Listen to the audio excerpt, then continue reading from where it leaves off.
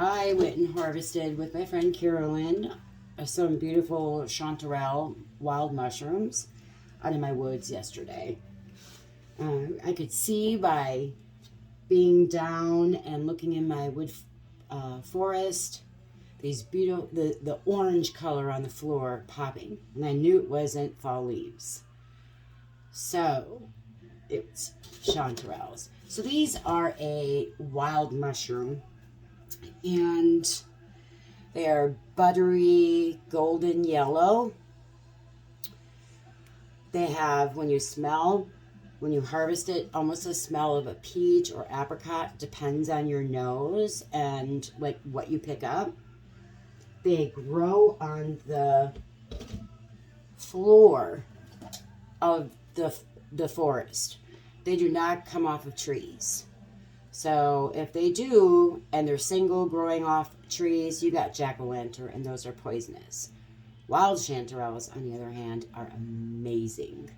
They're delicious. They're smaller. They're more like squeaky cheese.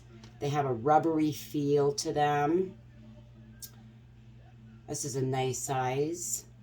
And when you cut the stem, let's see, it is pure white inside. You can see that right here, there is no gills. It's actually ridged. So that is ridged. Forked. Forked is a better word for it. So, what do you do when you have chanterelles? Well, number one, you want to harvest them if you like mushrooms. Two, they're delicious. They have anti-inflammatory purposes. They have polysaccharides in them. So that is really good for cell damage. Mushrooms are amazing food source to add to soup, stews. Cook with butter, salt, pepper, little garlic. You can even add in your eggs as a scrambled egg dish, or to make a kind of wild omelet. So basically what I'm doing here in my kitchen today is I'm going to be cleaning some of these to cook. And what I'm going to do is store mine and some of them in the fridge, and the rest I'm going to dehydrate. And I'm going to walk you through that. But first, the main important thing is, how do you clean a chanterelle mushroom? Now, there's a lot of people talking about how to clean a chanterelle. So basically, it's pretty simple. You can cut that edge off, the tip of where it comes out really nice out of the ground, guys. You don't need a knife. It's pretty simple. I cut the edge. You don't want to soak your chanterelles. You just want to swirl it in the water. Some people have a little brush, maybe a clean toothbrush, and just get the water off like this and set it on a clean towel. And if you're dehydrating, now that's another story. You can go ahead, you just don't want to soak them. You'll remove the flavor, the nice flavor of the chanterelle. And so washing them is important to get, I don't mind eating dirt, but some people do. That gritty flavor when you're chewing may not be your favorite thing. So you're just swirling your chanterelle, and then you're setting it on your towel. I'm going to be putting back all these stems in my compost, because, guys, mushroom compost is fantastic. So if you don't get to utilize all of your chanterelles, give it to compost. So now let's say you go through this method and you want to put it in your fridge. It has about a 10-day shelf life in your fridge, but what you have to do is wrap it in paper towel and then put it into a plastic container. You do not want your chanterelles touching the plastic.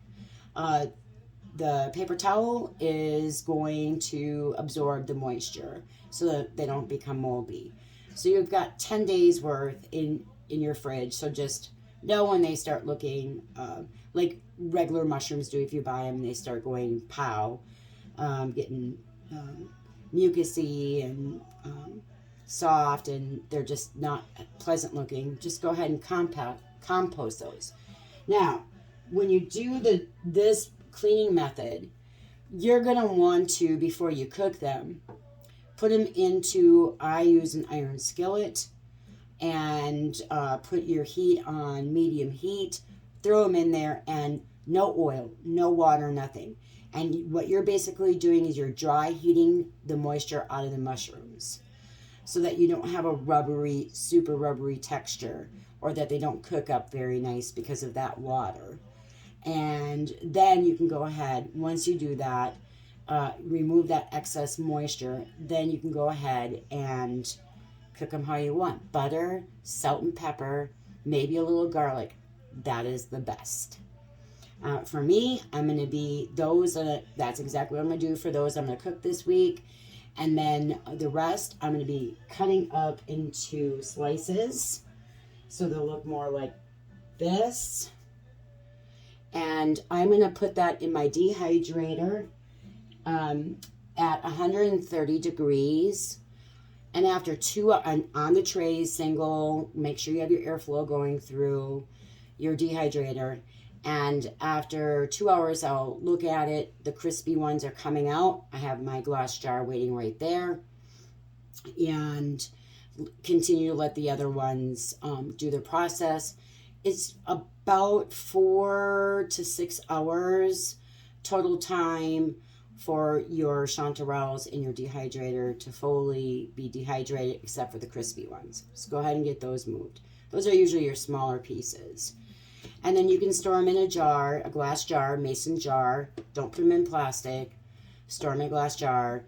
Put them in a cool, dark place, and you have chanterelles during the winter months to add to your soups, stews. You can reconstitute it by putting them in a bowl of water, so you can cook it if you want with some eggs.